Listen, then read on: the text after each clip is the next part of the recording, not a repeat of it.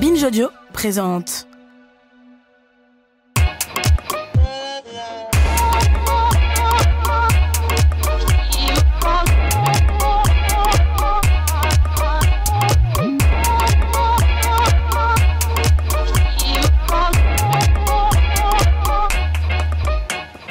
Bonjour Okaya. Bonjour Grace. Bienvenue dans ce nouvel épisode de Kiffe ta race, le podcast qui saute à pieds joints dans les questions raciales. Alors comme vous le savez, dans Kiffe ta race, nous parlons sans complexe d'arabes, d'asiatiques, de blancs, de roms, de noirs. Et aujourd'hui dans Kiffe ta race, nous sommes avec la porte-parole d'un mouvement social qui mène une lutte qui est traversée à la fois par les violences sexistes, sexuelles, racistes et de classe sociale, ça fait beaucoup. Alors les femmes de chambre et les salariés de la sous-traitance de l'hôtel Ibis Batignolles du groupe hôtelier global Accor réclament une considération et un statut professionnel alignés sur celui de leurs collègues de travail, dépendant directement de la maison mère Accor, salaire, indemnité de nourriture, intéressement, participation, primes et aussi une diminution des cadences de travail et la cessation de situations de harcèlement parmi d'autres revendications. Comment la sous-traitance est-elle un moyen d'exploitation ouvrant la voie aux violences sexistes, racistes? C'est le thème de notre Kiffe ta race du jour. Le travail de milliers de femmes et d'hommes qui font le ménage en France n'est pas du tout valorisé. Leur ménage. Et pourtant, sans eux, on vivrait dans la saleté. La saleté! Et nous avons invité pour en parler Rachel Keke pour partager son expertise sur la question. Bonjour Rachel. Bonjour Rachel. Bonjour. Bienvenue, merci d'être avec nous. Au plaisir, ça me fait plaisir d'être là. Merci. Alors Rachel, oui, tu travailles à l'hôtel Ibis Batignolles à Paris dans le 17e arrondissement où tu es gouvernante. Tu es aussi syndicaliste CGT et tu es surtout en ce moment impliquée dans le mouvement de grève des femmes de chambre de cet hôtel qui dure maintenant depuis 18 mois. 18 mois, c'est ça. Depuis le 17 juillet 2019, c'est ce que tu me disais. Ouais. Donc au moment où on en parle, effectivement, c'est un mouvement de grève qui est d'une longueur incroyable puisque 18 mois, c'est 1 an et demi. Bientôt 2 ans. Bientôt 2 ans. Ouais, c'est bien parti pour. Dans Kiffe ta race, on a un rituel qui est de demander à nos invités si il est ou elle se situe sur le plan racial. Par exemple, moi, je suis perçue comme une femme asiatique et Rokhaya comme une femme noire. Est-ce que toi, Rachel, c'est quelque chose une question à laquelle tu as pensé et comment tu te définirais si tu te définis? Mais je peux dire oui parce que quand même, le métier des femmes de chambre, c'est que des femmes noires qui le font. Parce que moi, je me souviens, il y a des femmes blanches qui viennent souvent travailler pour faire des formations parce qu'elles veulent travailler par exemple à la réception et qu'on leur demande de faire quand même les lits pour apprendre à dresser quand même un lit. Mais quand elles arrivent même le premier jour, quand elles font une chambre, elles se disent que mais comment vous faites, comment vous arrivez à faire ce métier-là?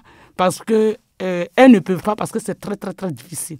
Donc, nous, les Noirs, comme on quitte chez nous, on vient en Europe, comme on dit, pour se chercher, c'est ce métier que nous faisons. Donc, c'est pour ça que la majorité de ce métier, c'est les femmes noires qui le font. Toi donc, Rachel, tu te considères comme une femme noire?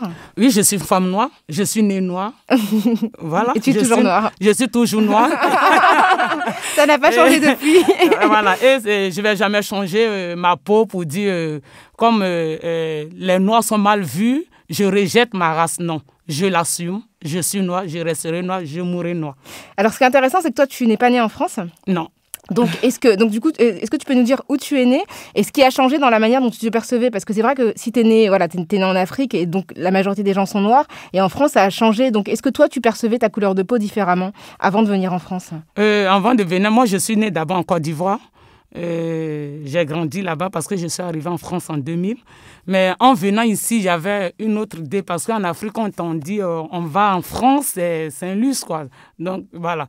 Donc, en venant, je ne savais pas qu'il y avait du racisme. Je ne savais pas parce que je n'étais pas aussi dans un milieu en Afrique. On nous éduque pas avec soit que lui, c'est un blanc, lui, c'est un métis, c'est un asiatique. Il n'y a pas de différence. Donc, moi, je n'ai pas grandi dans ce milieu-là.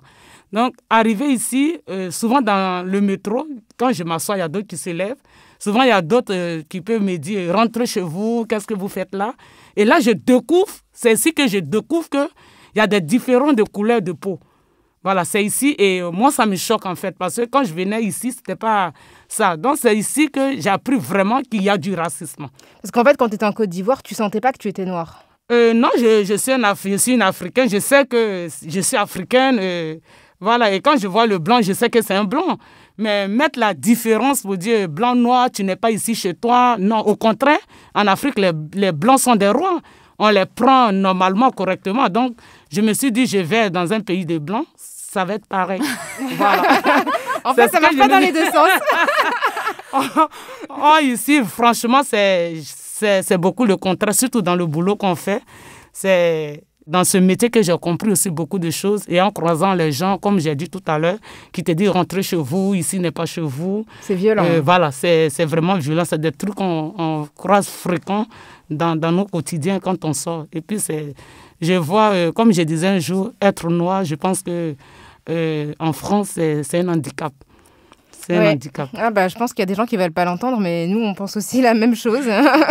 Est-ce que tu pourrais nous parler de ton parcours en France? Tu nous as dit que tu étais arrivé en 2000. Et quelle est ta trajectoire, en fait, depuis la Côte d'Ivoire? Tu étais d'Abidjan, c'est ça? Oui, j'étais à Abidjan, en Côte d'Ivoire. Mon père, il travaillait, comme on peut dire, la RATP. Là-bas, ça s'appelle la Sotra. Donc, il était receveur, c'est-à-dire il vendait les tickets. Et je suis venu en France en 2000. Après, j'ai été chez mon oncle qui m'a fait venir pour faire de la coiffure à Château-Rouge. Donc après, vu que j'étais enceinte, ça ne l'a pas plu et il m'a dit de partir. Donc je me suis retrouvée à Vernon chez une de mes amies. Et après, quand j'ai accouché Patrick dans le 18e, je suis allée à Vernon. Après, je suis revenue à Paris chez une amie. Les assistants sociaux m'ont aidée pour pouvoir être régularisée. Et c'est quand j'ai eu ma deuxième fille en 2000 que j'ai une amie qui m'a parlé de l'hôtellerie. Parce que j'avais fait caissière et ça ne m'arrangeait pas par rapport aux heures. Parce que je commençais souvent à 8h30, souvent il faut ouvrir le magasin à 7h et puis à quelle heure je vais déposer mes enfants et finir le boulot souvent à 20h. Donc j'ai arrêté, j'ai essayé aussi garde d'enfants, ça ne m'a pas plu par rapport aux heures, j'ai arrêté. Et j'ai fait aussi personne âgée, ça ne m'a pas plu, j'ai arrêté. Donc quand on m'a parlé de l'hôtellerie, la première des choses que j'ai demandé, les heures. Donc, ma copine m'a dit que je pouvais commencer à 9h et finir souvent à 15h ou bien 16h ou bien 17h. Donc, vu que les enfants étaient à la garderie, j'avais le temps d'aller chercher mes enfants. Donc, c'est pour ça que j'ai accepté le travail de l'hôtellerie. Donc, on va dire que Rachel, toi, tu as fait garde d'enfants, tu as fait caissière, tu as fait personnes âgées. Femme de chambre, personnes âgées. On peut dire que tu as fait un peu tout le marché mondial de la domesticité. C'est-à-dire que tu as fait tous les boulots un peu... du soin aux personnes, du care, comme on dit, et qui sont généralement dévolus aux femmes déjà, et aussi aux femmes qui sont souvent immigrées, souvent pas blanches. T'as un peu tout testé. Oui, bien sûr. Il faut tout essayer, parce que quand on vient aussi ici, on est obligé d'essayer tout pour voir le boulot qui te plaît de plus. Et surtout quand tu as des enfants, il faut aussi penser, c'est vrai qu'on dit on cherche l'argent, mais il y a l'éducation des enfants derrière. Donc il faut essayer de prendre un boulot qui est adapté à ta vie de famille. Oui, tu as des obligations familiales. C'est ça. Donc ça, c'est un autre facteur qui rend difficile de trouver un emploi qui te convient. Et tu nous disais que ton travail aujourd'hui à l'hôtel Ibis, il s'appelle gouvernante. Moi, je trouve ça assez chic comme nom, gouvernante. Est-ce que tu peux nous dire en quoi ça correspond et comment est-ce que tu as pu obtenir ce boulot? Tu as commencé femme de chambre, j'imagine, et ensuite gouvernante, c'est un peu le poste de superviseur, c'est ça? C'est ça. Mais gouvernante un peu chic, c'est vrai, mais bon, il y a du boulot derrière. C'est pas facile aussi, surtout avec la sous-traitance. Gouvernante, c'est quand la femme de chambre fait son lit, c'est-à-dire fait son travail, la gouvernante, elle passe derrière. Elle essaie de contrôler si la femme de chambre n'a pas oublié les produits d'accueil, si le drap, il n'y a pas de poils sur les draps, s'il n'y a pas de poussière, si le travail est bien fait par la femme de chambre. Donc, si le travail n'est pas bien fait par la femme de chambre, la gouvernante a le droit de rappeler la femme de chambre, de venir voir le travail qu'elle a fait pour qu'elle puisse refaire. Mais si la femme de chambre a bien fait son travail, la gouvernante qui supervise, qui voit que le travail est bien fait, elle passe la chambre à la réception pour dire à la réception que la chambre elle est nickel, parfaite, que la chambre est prête, que la réception peut louer la chambre au client. Donc, ça, c'est le rôle de la gouvernante. Est-ce que tu pourrais nous décrire exactement ce qu'est le rôle d'une femme de chambre et qu'est-ce qu'elle fait exactement quand elle rentre dans une chambre et quel est le rythme qui est exigé? La femme de chambre, quand elle arrive matin, parce que ça dépend des heures. Nous, chez nous, on commence à 8h30. Donc, la femme de chambre, elle arrive à 8h30. Elle prend son rapport Déjà, quand elle arrive, elle signe ses heures de pointage, voilà, d'arriver sur la feuille, parce qu'on n'a pas de pointage. C'est pendant la grève qu'on nous a mis une pointage, parce qu'on n'est pas payé au nombre d'heures. Nous sommes payés au nombre de chambres. Donc, quand tu ça veut arrives... dire que quelle que soit la durée, en fait... Quelle que soit la durée, parce que quand même, la cadence, c'est 3 chambres et demie de l'heure. Donc, on nous demande quand même 17 chambres, ou bien 20 chambres, plus même dans une chambre. Et ça dépend des clients. Il y a des clients qui ne respectent pas du tout le métier des femmes de chambre, qui font n'importe quoi. Tu manges des grecs, des McDo. Quand ils font une semaine dans une chambre, quand ils partent, parce qu'un départ, c'est quand le client il part, tu peux même enlever 3 sacs poubelles dans une chambre. Voilà. C'est la réalité, ça existe dans les hôtels. Et ça veut dire donc pour nettoyer une chambre dans laquelle un client serait resté une semaine, et tu passerais plus de temps parce que c'est... Plus de temps. Tu peux même faire 30-40 minutes. Mais tu es payé pareil que pour une chambre. Enfin, tu es payé pareil, c'est-à-dire que ça compte comme une chambre. Quoi. Bon, quand tu vois comme ça, tu appelles ta responsable, c'est-à-dire la gouvernante générale, qui est ta responsable, qui vient voir cette chambre. Et cette gouvernante appelle Ibis pour dire, mais la chambre, il faut la payer double.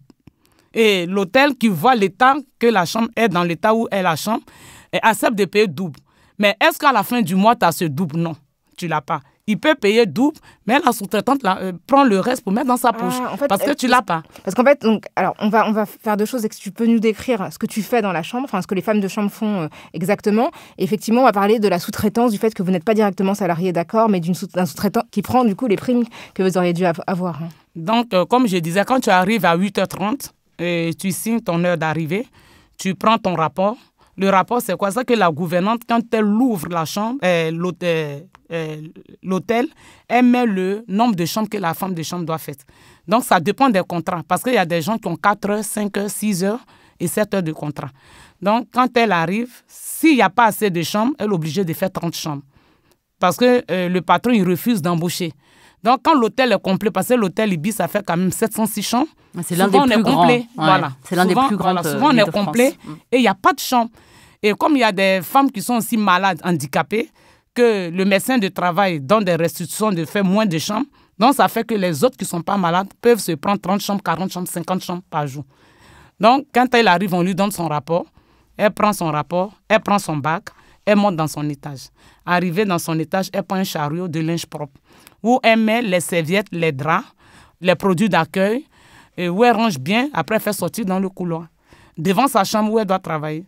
Et après, elle prend le chariot sale. C'est-à-dire, quand elle rentre dans la chambre, elle doit enlever tout ce qui est sale. Mais avant de rentrer, tu dois frapper à la porte 3 fois pour voir si le client n'est pas dans la chambre. Parce que souvent, il y a une carte qu'on appelle à ne pas déranger, que tu mets devant la porte. Là, ça dit à la femme de ne pas déranger le client. Mais s'il n'y a pas, parce qu'il y a d'autres clients qui ne le mettent pas. Donc, il faut quand même taper 3 fois pour voir s'il n'est pas dans la chambre.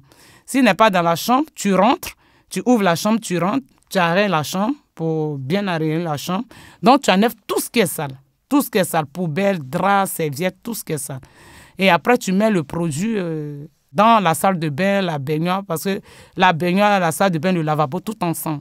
Tu mets le produit pour laisser bien agir. Après, tu laves les mains, tu mets les gants et tu fais ton lit. Quand tu finis de faire le lit, tu fais la poussière. Quand tu finis de faire la poussière, tu retournes encore dans la douche où tu nettoies le lavabo, les toilettes, la baignoire. Tu nettoies tout ça. Après, tu reviens, tu aspires. Parce que si la chambre est très sale, tu aspires. Quand tu finis d'aspirer, tu passes la serpillière. Quand tu finis de passer la serpillière, tu aspires encore pour enlever les petits miettes qui restent. Donc, tout ça, on nous demande en 17 minutes. Ah oui, je crois que les gens sont fatigués, en fait. Ouais, là, moi, j'ai écouté, là, j'ai envie de faire grève aussi. et tu dis que ça abîme le corps des femmes. Donc, quel genre de dommages physiques ça peut causer sur un corps qui fait des années ce travail-là?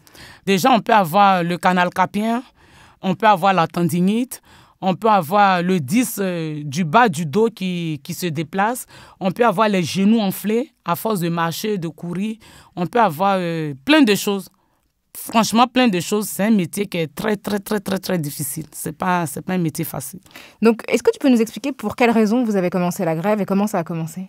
Mais on a commencé la grève le 17 juillet 2019 par rapport aux mêmes conditions de travail que j'ai citées, qui est beaucoup énorme parce que STN qui sous-traite au sein de l'hôtel Ibis les Batignolles, quand ils sont arrivés, quand même, parce que Accor, Hôtel Ibis, les Batignolles, ils ne font que prendre de la sous-traitance. C'est le même système de travail, mais avec SN, c'était trop énorme. Parce que SN refusait d'embaucher et on se prenait trop. Parce que imaginez-vous, 30 chambres, 40 chambres, 50 chambres par jour. Comment on va faire pour vivre? Quand tu arrives chez toi, tu ne peux plus rien. C'est-à-dire que tu es handicapé en fait. Donc quand tu arrives chez toi, soit tu arrives, tu prends vite ta douche, tu fais à manger pour les enfants. Mais si tu dis non, je suis fatigué, je vais m'asseoir, mais c'est mort. C'est-à-dire c'est les enfants qui te réveillent, tu n'arrives plus à te réveiller. Donc on avait vu S5, qui est notre société, pour essayer de lui parler du condition de travail, d'essayer de revoir. Et ce qui nous a répondu, vous pouvez aller en grève si vous voulez. Et donc voilà. Vous les avez pris au mot. Et vous n'avez rien lâché. Voilà, donc vu qu'on était avec la CGT Propriété d'abord, qui était complice, c'est-à-dire c'est le syndicaliste de la société, mais qui était beaucoup complice avec notre patron. Donc, en fait, on nous a parlé de la CGT HPE, que nous sommes allés voir. Effectivement, on est tombé sur un bon syndicat. Moi, je le dis tout le temps, partout où je passe, parce que quand même, j'ai fait 17 ans dans ce métier-là. Et c'est un bon syndicat, parce qu'on a connu beaucoup de syndicats, mais pas comme la CGT HPE. Donc, en fait, ils nous ont dit, est-ce que vous savez que dans le travail, vous devez être payé par eux? Moi, j'ai dit, on s'est dit non, on n'a jamais entendu ça. Il a dit si, mais comment? En vous mettant une pointeuse. On a dit en bon. Et avec la pointeuse, si vous quittez l'hôtel à 18h, 19h, les heures sup pourraient être payées, parce que nos heures sup ne sont jamais payées. Donc, nous, on leur a dit, mais dans ce cas, pour changer ça, on sait qu'il faut se mettre en grève. Donc, est-ce que vous pouvez nous aider? Et c'est dans ce sens qu'ils nous ont dit, nous, on est là pour aider les gens qui souffrent comme ça.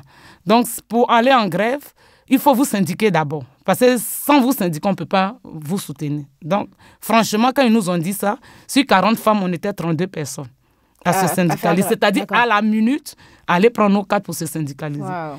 Donc, on leur avait demandé, on veut commencer, on leur mettait la pression, il faut qu'on commence parce que c'est dur.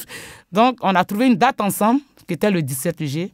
Et on a fait une réunion entre nous et on a dit le 17 juillet, c'est parti. Donc, c'est comme ça qu'on les a pris. On les a pris au mot. Voilà, ils doivent regretter.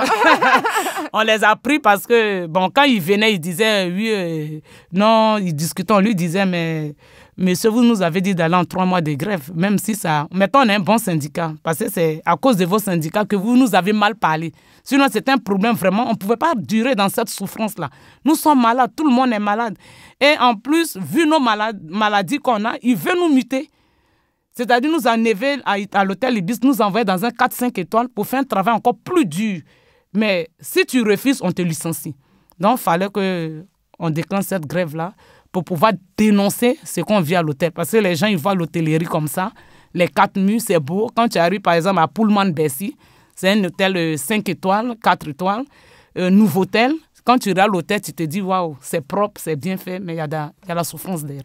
En fait, c'est ça que je trouve le plus poignant dans la lutte que vous menez, c'est qu'en fait, l'hôtellerie, qui est l'un des fleurons de l'industrie française, enfin, c'est quelque chose qui... On rayonne en fait avec nos écoles hôtelières, les personnes qui sont formées chez nous. C'est quelque chose dont on est très fiers. Et donc quand on rentre dans cet hôtel et qu'on se dit qu'il est propre, qu'il est beau, mais qu'est-ce qui le garde propre et qu'est-ce qui le garde beau?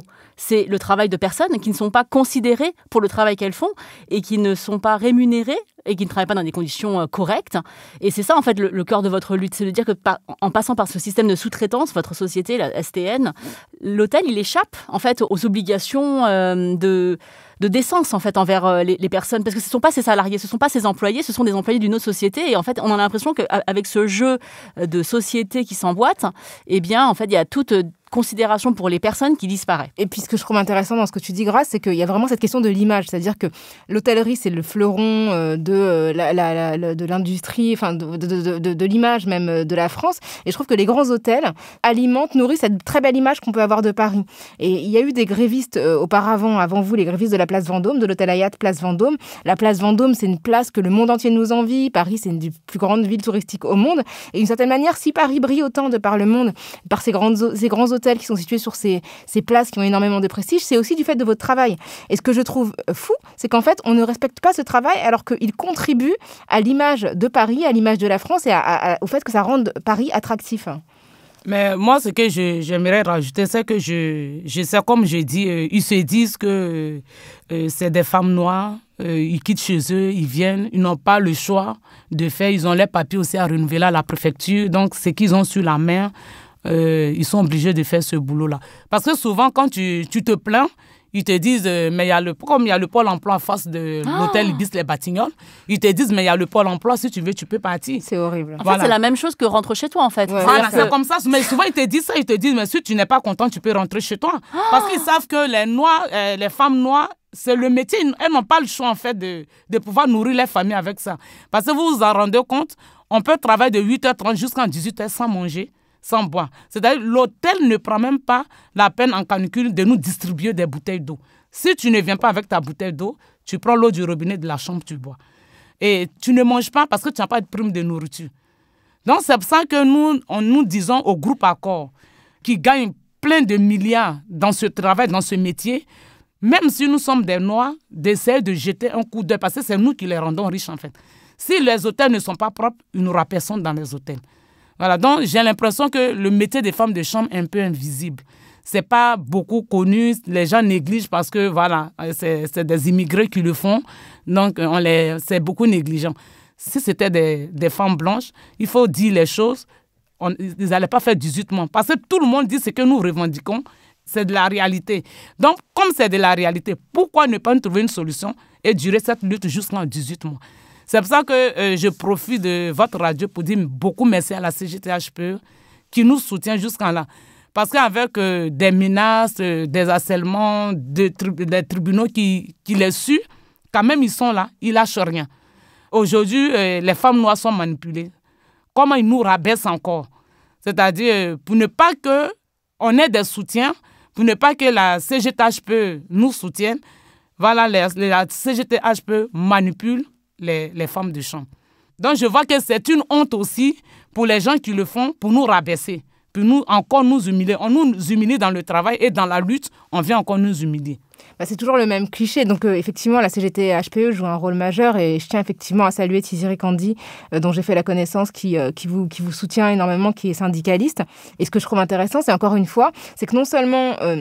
dans le travail, on ne respecte pas vos conditions de travail, mais en plus, même dans la lutte, on va dire que vous n'êtes pas suffisamment réfléchi pour vous-même organiser la lutte et on va accuser la CGT de vous manipuler, comme si en fait un groupe de femmes africaines n'était pas capable de se prendre en charge et de décider qu'elles ne pouvaient plus supporter certaines conditions de travail et d'organiser une grève. Et il y a toujours cette idée selon laquelle, en fait, vous êtes des femmes africaines, donc forcément, si on est une femme noire, on n'est pas intelligente, et ce sont forcément des gens non noirs qui viennent prendre la parole à votre place et qui vous manipulent, alors que toi, tu décris très bien des conditions qui sont inacceptables pour n'importe quel être humain. Et ce que tu dis est très fort, Rachel, dans le sens où, dans tout ce que tu décris, on voit bien que cette sous-traitance, cette exploitation, elle n'est possible que parce que vous êtes noir. Enfin, parce que vous êtes dans la société française, moins considérée que d'autres personnes. Et la sous-traitance et le système d'exploitation humaine qu'elle implique ne marcherait pas pareil si on n'avait pas la misère des gens à exploiter en disant parce que cette idée, nous, comme tu dis, le travail des femmes de chambre, on dirait qu'il est invisible. En fait, quand vous faites votre travail, c'est propre, on a l'impression que vous n'êtes pas là, en fait. C'est ça. Et c'est quand vous n'êtes pas là qu'on voit que ça ne va pas. En fait, l'hôtel ne devrait pas être comme ça. Et du coup, c'est il n'y a que la grève, en fait, pour dénoncer ça. Oui. Il n'y a que la grève parce que, comme disait un monsieur que j'ai connu, il dit c'est dans la grève, nous, avec un bon syndicat, que nous, les Noirs, nous pouvons gagner la lutte. Parce que quand tu vas discuter avec eux, ils te disent de te mettre en grève si tu veux 3 mois. Donc, c'est-à-dire, la première parole que tu envoies, c'est-à-dire quand tu veux parler à ton patron qui te lance ça, c'est-à-dire, il ne considère même pas déjà ce que tu vis. Il s'en fout. Il te dit, fais ce que tu veux, je m'en fous, va là où tu veux. Peut-être que comme il pense qu'il est plus riche et que nous sommes pauvres, on n'a que 1 000 €, il a le droit de faire tout ce qu'il a envie de faire. Voilà. Et moi, je vois que c'est comme ça les patrons fonctionnent. Donc, c'est pour ça qu'aujourd'hui, nous demandons au groupe Accor de nous internaliser, de finir carrément avec la sous-traitance et de nous internaliser. Parce que moi, j'ai compris aujourd'hui dans cette lutte-là que quand nous sommes mis en grève, le groupe Accor qui dit on ne les connaît pas, ce ne sont pas nos salariés, leurs problèmes ne nous concernent pas. Mais il oublie que c'est lui le donneur d'ordre. Il oublie que c'est son hôtel. C'est lui qui fait le contrat avec la sous-traitance. Donc, tout ce qui se passe au sein de son hôtel, il est complice. Et ça dépend du contrat qu'il signe avec la sous-traitance. Par exemple, comme on dit, quand notre collègue a été violé par l'ancien directeur de l'hôtel Ibis Les Batignolles, elle n'a pas été protégée pas le groupe Accor. Au contraire, eux, ils ont donné des avocats à leurs salariés. Mais nous, la société SCN, a abandonné notre collègue.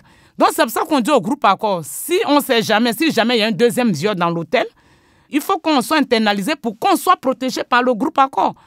Alors, si on comprend bien, en fait, ce qui se passe, c'est que le groupe Accor, comme il ne vous salarie pas directement et qu'il a recours à un sous-traitant, il se dédouane de tout ce qui vous arrive. Et ce qui s'est passé, c'est que tu as une collègue, effectivement, qui a été violée en 2017 par un des responsables de l'hôtel Ibis, et que ce responsable a été protégé par la structure qui l'emploie, et qu'elle, comme elle n'était pas considérée comme une salariée du groupe, en fait, elle a été livrée à elle-même. Oui. Et quelle est l'issue de cette plainte, en fait, pour viol? Mais là, ils ont dit l'affaire au pénal, donc on n'a pas la suite. Donc, si elle-même, elle ne trouve pas son avocat, elle n'est pas protégée par... Elle n'est pas protégée. Donc, le sous-traitant ne fait rien pour la protéger. Rien du tout. Il ne fait rien.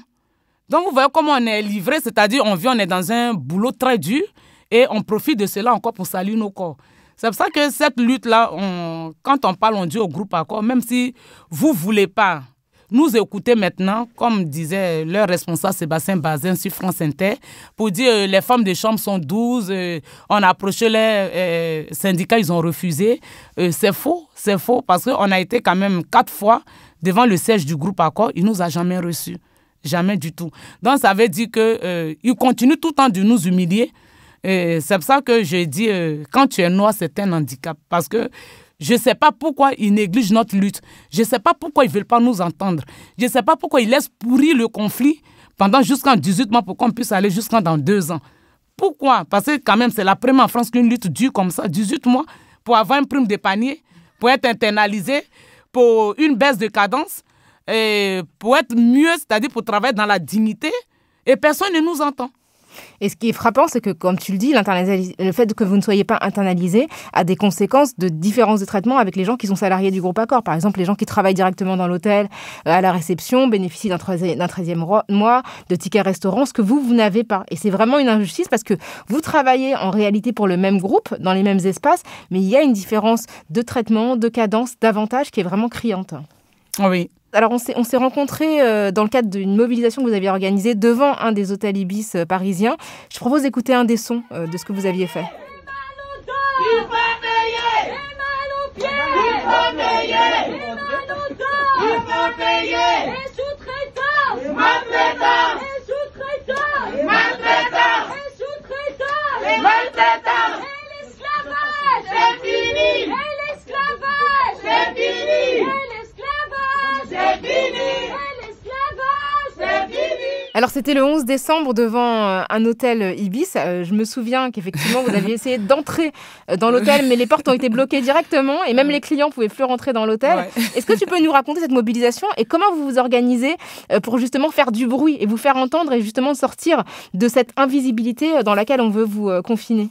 Mais en fait, ces genres d'actions, c'est le syndicat qui programme ça, qui choisit comme ça par hasard un hôtel où on doit aller.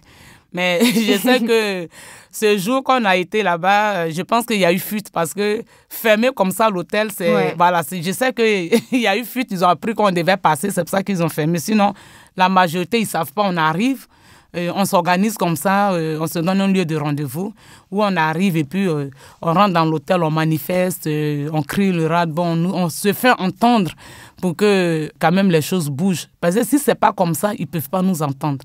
Donc c'est en faisant des actions comme ça qu'ils peuvent nous attendre. Donc, comment ils réagissent quand vous arrivez dans le hall? Quand ils nous voient rentrer, bon, déjà quand on dit bonjour, il y a d'autres qui disent « Ah oui, les femmes de chambre de l'hôtel. » du groupe, en fait. Oui, on sait. Et puis après, il y a la directrice qui vient. Non, nous, on n'est pas... Chez nous, dans notre hôtel, il n'y a pas de sous-traitance. C'est vrai? Ouais. Ah, il dit ça. Hein. Il dit ça. Et quand c'est comme ça, Tiziri qui dit « Oui, il n'y a pas de sous-traitance, mais l'hôtel appartient au groupe Accor. » Donc, on a le droit de manifester. Donc, on manifeste. Souvent, ils appellent la police. Et quand la police arrive, la police discute avec le syndicat qui est là et pour leur faire comprendre que c'est un conflit privé interne, que voilà, on est là seulement pour manifester parce qu'il y a longtemps, ça dure. Et la police, ils comprennent. Ils ne se mêlent pas de ça. Ils se mettent à côté, ils nous regardent. On n'est pas quand même violent, on manifeste carrément, on danse. C'est l'exercice d'un droit fondamental. Ouais, le droit de grève, oui. La police est censée protéger cet exercice. Ah, mais il y a d'autres qui sont agressifs. Hein. Il y a d'autres policiers voilà, qui nous agressent, qui nous parlent mal parce qu'ils ne sont pas contents, voilà, qu'on manifeste comme ça. Donc, après, on manifeste, voilà, on crie juste qu'on peut faire 30 minutes, souvent. Il y a souvent de la musique, c'est un peu festif. Enfin, moi, ce que j'ai vu, je vous ai vu danser avec des petits tambours, il y avait de la musique et tout ça. C'est aussi, je trouve que c'est aussi une manière de se réapproprier des espaces de manière plus gaie que ce que vous subissez habituellement. Bah oui, c'est pour ça. Bon, quand on arrive, on met la musique. J'ai mon mari qui nous a fait. Ah bah, on peut l'écouter peut-être le son. Ah d'accord, frotter, il faut payer. Ils ont frotté, lavé, désinfecté. Plus grave, ils se sont battus contre le Covid-19. Ils sont épuisés, vraiment fatigués. Dans l'hôtellerie, des cadences trop élevées. On leur demande plus de chambres qu'elles ne peuvent faire, sans même payer les heures supplémentaires. La femme de chambre, un métier très dur et physique. Hein? Oh.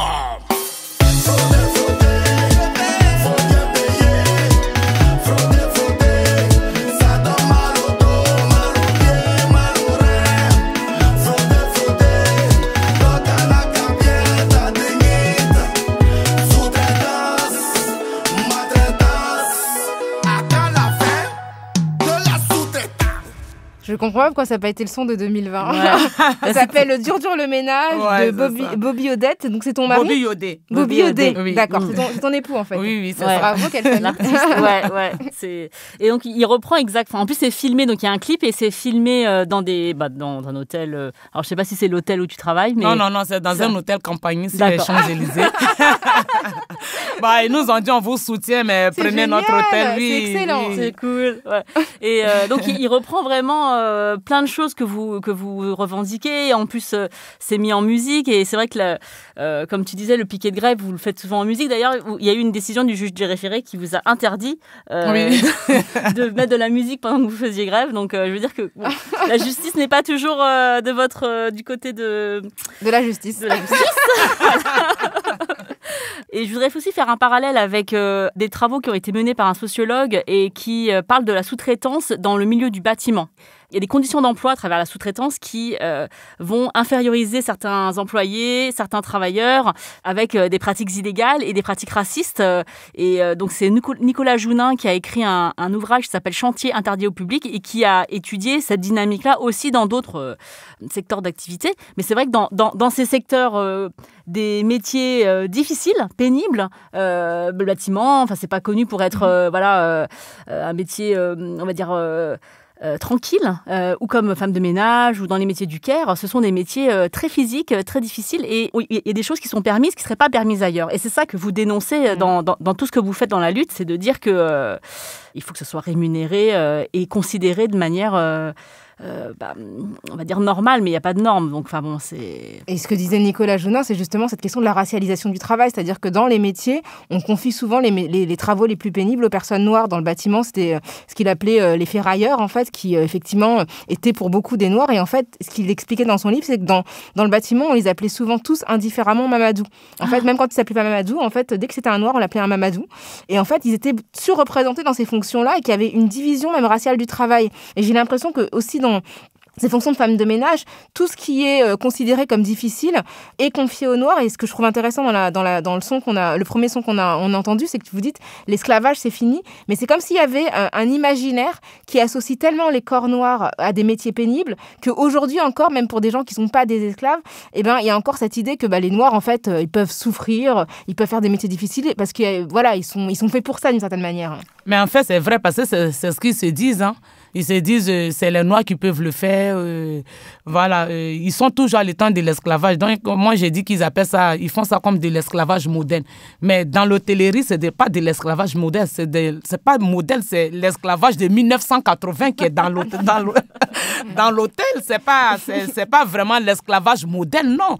Parce que ce qu'on subit là-bas, c'est, tu n'as pas droit à la parole, si tu n'es pas content, quand tu arrives, quand on te donne 40 chambres, tu dis c'est trop, on te dit rentre chez toi. Quand le client arrive à midi, on te met la pression. Ces chambres, on appelle ça des prios. Quand tu arrives matin, si 40 chambres, tu as 20 chambres, où on te dit le client arrive à midi, vous vous en rendez compte, 20 chambres, tu commences à 8h30, il faut finir à midi pour que le client puisse rentrer. Donc, tu cours en fait. et la gouvernante qui contrôle cette fille, elle ne fait pas son travail d'abord. Elle est obligée d'aller enlever les draps de la fille, de l'aider à faire les lits, de faire les toilettes ensemble pour que le client puisse prendre cette chambre-là à midi. C'est impossible. Donc, un stress énorme, voilà, plus, on est trop stressé. C'est pour ça qu'on leur dit, même si la grève dure 2 ans ou 3 ans, on ne va pas baisser les bras. On ne va pas baisser les bras parce qu'on veut être comme tout le monde. On est comme tout le monde. Le métier des femmes de chambre, c'est comme le métier d'un journaliste aussi. Voilà, parce que s'asseoir là par la longueur de journée, c'est fatigant aussi. Mais pourquoi nous, si nous ne sommes pas là, il n'y a pas de touristes? Si on n'est pas là, parce que souvent, on ne finit même pas la chambre, le client il pose sa valise. Il te dit, non, c'est pas grave, je pose dans la chambre, quand vous allez finir, je reviens. C'est que le travail est important. C'est que le travail des femmes de chambre est important, c'est pas un métier à négliger. Mais pourquoi tant de souffrance envers les femmes noires qui le font? Pourquoi tant de souffrance? Et puis, tu as évoqué tout à l'heure ta collègue qui avait été victime de viol. Il y a aussi cette question du harcèlement sexuel, c'est-à-dire qu'il y a le harcèlement de la part de personnes qui sont responsables, mais aussi de clients. On a remis sur le devant de la scène l'histoire de l'affaire DSK, qui a été accusée d'avoir violé Nafissatou Diallo dans un Sofitel à New York. Et cette histoire-là, fait écho. Et Nafissatou Diallo, c'est aussi une femme noire, africaine, migrante, donc elle aux États-Unis. Donc, cette idée selon laquelle les clients parfois aussi sont très irrespectueux, voire brutaux vis-à-vis des femmes de ménage, est-ce que tu pourrais nous en parler? Moi, ce que je vais dire sur la violence faite aux femmes noires dans les hôtels, c'est pas faux. Parce que le client, il pense que quand il arrive dans l'hôtel, quand il voit la femme noire, c'est sa chose, quoi. Voilà, il la toucher comme il veut, il peut... Ça arrive Ça arrive. Il y a des clients qui peuvent... Moi, ça m'est arrivé qu'il y a un client qui m'a touché les seins. J'ouvre la porte, un Pakistanais. J'ouvre la porte, frappe à la porte, il ouvre la porte et il me touche les seins. Comme ça. C'est incroyable. Oui. Et dans ces cas-là, après, je suis allée, j'ai appelé ma responsable et l'hôtel Ibis m'a envoyé un courrier d'excuses. Parce que le groupe Accor m'a envoyé un courrier d'excuses et ça s'est arrêté là. Donc, et le client n'a pas eu de... Non, bon, je ne sais pas après, je sais pas si... Parce que quand ils te disent que quand il y a un client qui fait des actions comme ça et que le groupe Accor te dit, bon, c'est fini, il ne viendra plus dans mon hôtel, il ne faut pas rêver parce qu'ils vont le ramener, mais le changer de chambre. C'est-à-dire pas sur ton hôtel, mais le changer de chambre. Voilà. Et parce que pour eux, pour leur argent, ils sont capables de tout. C'est-à-dire qu'il y a un fichier chez Accor des clients de... Mais oui, ça arrive. Ça arrive souvent à des clients verbalement même qui te disent des trucs, qui t'insultent, qui te traitent comme ils veulent.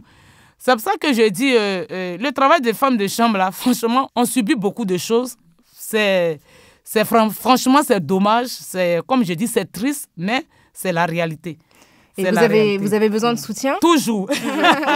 Jusqu'à ce qu'on arrive à la victoire, il faut des soutiens. Parce que, comme je disais, c'est avec le soutien qu'ils peuvent entendre. Parce que là, aujourd'hui, je suis invitée à votre émission et je sais que beaucoup de personnes attendent. Déjà, c'est un soutien. Voilà, c'est un soutien de pouvoir parler de nos souffrances dans l'hôtellerie, de pouvoir parler pourquoi nous sommes de notre grève dans l'hôtel Ibis les Batignolles. Donc vraiment, on a besoin de soutien. Toujours jusqu'à la victoire, nous avons besoin de soutien. En tout cas, il y a une cagnotte pour le soutien économique, parce que ça aussi c'est important. Il y a le soutien moral, le fait de faire notre vos luttes, parce que ça contribue à un meilleur système, mais aussi économique, parce qu'en attendant, il faut bien pouvoir financer ces actions. Et donc, il y a une cagnotte qu'on va mettre, on mettra le lien dans les descriptions de l'épisode pour pouvoir contribuer à tout ce que vous faites. Et, merci. Ouais, c'est important de dire que quand même 18 mois de grève, c'est des salaires en moins. Donc, ça veut dire que vous avez besoin d'argent. Vous êtes 20 aujourd'hui. Oui. Vous êtes 20 femmes. Au départ, vous étiez 32, puis 24, et maintenant, vous êtes 20. Donc, la grève, ça épuise. Il y a des pressions, on n'en a pas parlé, qui ont été exercées sur vous. Des menaces. On est allé jusqu'à voir vos maris pour les inviter à vous dissuader de prendre part à la grève. Non, donc, ça, c'est voilà, c'est du sexisme. Voilà, c'est du sexisme et du racisme. Enfin, peut-être que tu peux nous en parler rapidement. Ton mari, il n'a pas écouté. Il a fait le contraire. En fait, il a fait une chanson, on lui a dit dites à votre femme d'arrêter, il a fait un clip.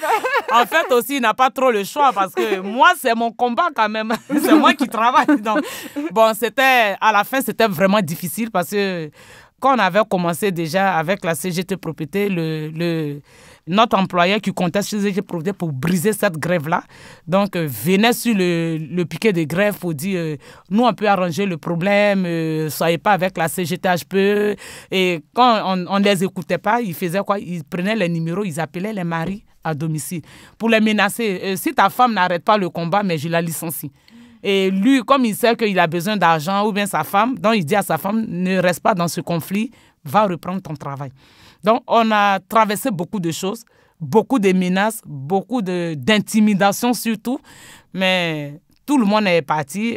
Même ils ont envoyé des gens pour prendre des grévistes une par une pour leur dire tu dois payer ton loyer, comment tu vas faire, la CGT-HP ne va rien te donner. Même s'ils te donnent un peu, ça ne va pas te suffire. Voilà, donc, nous qui sommes restés, on leur dit que si c'était pour regarder les sous et ne pas dénoncer les choses, on n'allait pas se mettre en grève. C'est-à-dire le problème, c'est vrai, il y a l'argent, mais quand tu regardes l'argent, les gens n'attendent pas ta souffrance. Voilà, il faut travailler dans la dignité pour pouvoir penser à l'argent. Parce que ce n'est pas dans la souffrance que tu penses à l'argent. Donc, ils ont tout fait. On est resté 20 personnes, un homme et 19 femmes. Donc, le monsieur qui est avec nous, Traoré Aboubakar, lui, c'est un équipier. L'équipier, c'est-à-dire qui fait sortir tous les poubelles ça dans l'hôtel, qui aspire dans les couloirs, qui passe la serpillère dans les parties communes. Donc, qui est avec nous. Donc, ça fait que nous sommes 20 personnes. Et vous êtes 20 personnes courageuses. On vous invite vraiment, vraiment, auditeurs et auditrices, à contribuer à leur cagnotte qui est en ligne. On vous mettra le lien dans la description de l'épisode. C'est super important parce que vraiment, la survie de ce mouvement dépend aussi de la solidarité. Il y a plusieurs personnes qui, depuis 18 mois, vous soutiennent. Et je pense que pour que vous teniez le coup, il faut qu'on contribue. Donc, toutes les sommes sont bienvenues. On vous donnera les infos. On la rediffusera aussi sur les réseaux sociaux. Et voilà, on arrive à la fin de ce numéro. Chère Rachel, merci beaucoup d'avoir partagé avec nous. Merci. C'était super intéressant. Ce sont des métiers souvent qui sont invisibilisés, qu'on néglige. On est vraiment super content d'avoir pu accueillir ta parole. Et méprisé aussi, c'est ce que tu as dit. Et donc, en parler, ça fait aussi... on se rend compte que tout le monde a besoin de considérer les femmes de ménage parce qu'on va tous bénéficier qu'elles soient mieux considérées dans le travail qu'elles font. Absolument, vous travaillez au bénéfice de tous et de toutes et je pense que la moindre des choses, c'est de vous respecter, de vous offrir des conditions de travail décentes parce que le métier, quoi qu'il en soit, est un métier difficile. C'est ça. N'hésitez pas donc à soutenir, à nous faire part de votre opinion sur ce qu'on vient de dire avec Rachel. On a toujours les mêmes réseaux sociaux, Kiftaras @bingeaudio pour les mails, @Kiftaras sur Twitter et sur Facebook avec le hashtag Kiftaras. Sur Instagram aussi. Et Instagram aussi, on a notre compte Insta. Voilà, Kiftaras est un podcast produit par Binge Audio et réalisé aujourd'hui par Adalitel Elmadani. Merci à Camille Regache et à Naomi Titi pour l'édition. On se retrouve très vite pour un nouvel épisode de Kiftaras. Merci Rokhaya. Merci Grace. Merci Rachel. Merci Rokhaya, merci Grace. Merci. Merci beaucoup.